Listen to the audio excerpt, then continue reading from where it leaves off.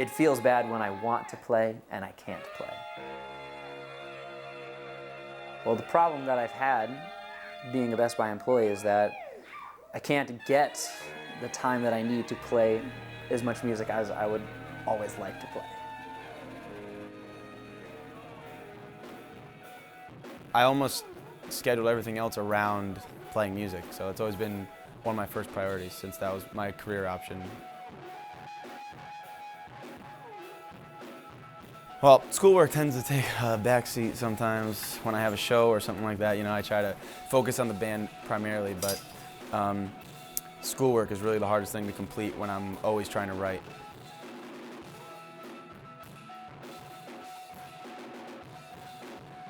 I want to be the biggest band, I want to be the biggest songwriter in the world, and it's possible. I was 7 years old when I got my first guitar from my father, so that's when it all started. I got in my first band when I was probably about 11 or something. Started writing music then. Started to write more commercial music, more like top, radios type stuff, and that's where I'm at right now. Just writing a catalog and playing music. I started playing music actually when I was just a little boy.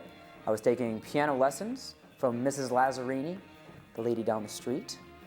She was teaching me basic reading and finger techniques for playing keys. And then in 5th grade I started playing saxophone, and I kind of never stopped. Greg was easy. We never had to force him to practice. He always loved to practice, It was more of a thing where if he got into a grumpy mood, it was probably because he hadn't played for a while. I don't even call it practicing, it's just playing, whether it's piano or saxophone or whatever. So music was just always a part of Greg. One of my best friends in the world actually was playing this horn. And actually he was trying to get rid of it, so I decided to pick it up, and I've been playing it ever since, actually.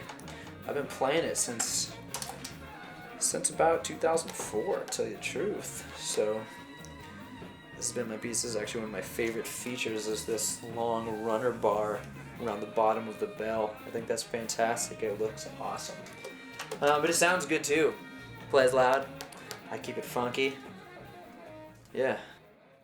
I'm a University of New Haven student. I'm a global studies major, and I play music. That's what I do right now. So in the band, as a writer, I write all the instruments beforehand and then bring them to my musicians and teach them that way. So on live, I'm just a singer and lead guitar player. Well, the name's actually my name, so it's similar to like a songwriter with a band. It's my name. So Rivera is the last name. That's what we're using right now. The band got started. We've been playing with each other for over 5 years, as together musically. But we were in other bands playing some heavier stuff.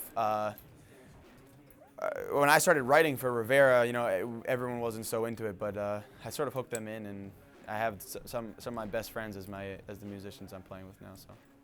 I first moved to New York when I graduated Berkeley. Came down with a few friends of mine. We took a really big U-Haul, moved into Bushwick in Brooklyn, and I picked up jobs, was playing with my bands. Moving to New York was kind of a hard thing. I mean, it's bigger than Boston, which Boston is a big city for sure, but moving to New York is kind of a different beast. The reason I moved to New York from Boston was because of the opportunities, the people, just how vast the city is. I mean, you walk down the street and you see people from all over the world. People that I play with are from everywhere, places I've never been and will hopefully be one day. And the opportunities are endless. I mean, all types of styles of music. Whenever you want to go out, you can find what you like to listen to, what you like to hear, what you want to see, shows, different productions of everything. It's pretty fantastic.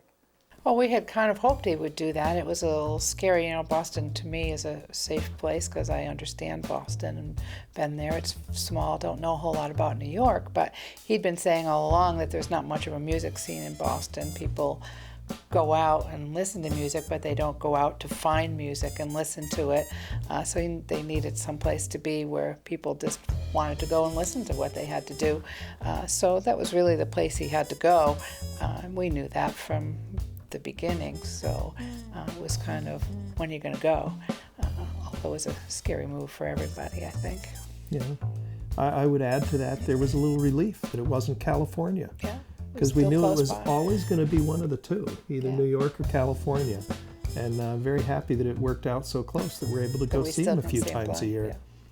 I've always been working full-time, plus going to school part-time and being in the band up until recently, and now all I do is play music and go to school. So, but before that, managing it, I almost scheduled everything else around playing music. So it's always been one of my first priorities, since that was my career option, school, work or not. That was always my first thing. And taking days off of work gets really not good. Both my schedules through music and work are affected all the time by my everyday life. Whether it's doing rehearsals or whether it's doing shows, I mean, I have to say, sorry, I can't be at work. Or I've definitely had to say, sorry, I have to be at this show. And so I haven't been able to go in and work at Best Buy. And that's kind of the pluses and minuses of how it has to go. No one's happy in those situations. I don't like saying no to a gig ever, and I definitely don't like saying no to my work because, well, they're helping me pay my rent right now. That's important to me. But really, in the end, I usually will say yes to my gigs more often than not, and I will set Best Buy to the side for sure. I would say as far as his job, I always had pictured that he would probably go get private lessons, give private lessons, and work in a music store or something along those lines, something very, very close to his field. So when he did get the job at Best Buy, I was very happy that he can pay his rent. That's the first thing. But I'm kind of surprised he's stuck with it so long, but it won't be his forever job. I'm 100% sure of that. There will be a time, I think, when he earns all of his paycheck from just music. So a lot of people actually ask me whether I feel that I have made it as a musician or whether I see myself as a professional musician. And I would say, yeah. People come out to the shows. People like to see me play. People like to see my friends play. They like our collaborations together. So as far as that, in that realm, yeah, we've definitely made it. We all love what we do. We all love what we've made. So that definitely helps us move on, and we believe in it. So if you believe in it and you put the time, the energy into making it, yeah, you can do a lot with it. Being happy is really what I'd like to be. That's being a happy person, longevity, always being satisfied with the person that I am and the things I've done in my life. That's really success for me.